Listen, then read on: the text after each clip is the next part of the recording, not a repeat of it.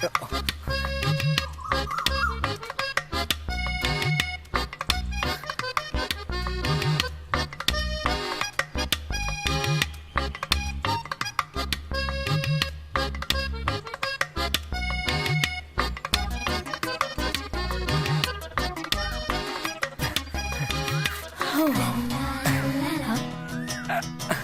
Hero, ढेर नाटक हो गई तोहार।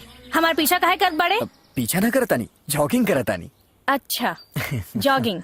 Please continue.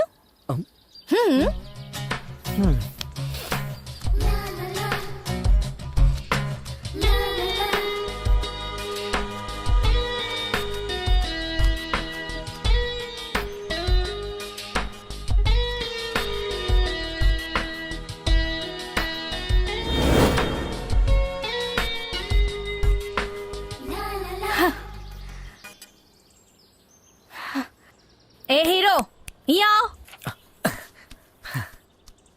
जी का कहत रहला कि हमार पीछा नहीं करत? तो अबे का कहत रहला? नेचर नेचर बहुत सुंदर बना मैडम, नेचर देख रहल बानी।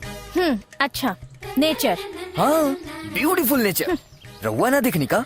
अरे ऐसा लागत बा जैसे प्रकृति और हम और प्रकृति एक दूसर खातिर बनल बानी। ई फीलिंग ही बढ़िया बा।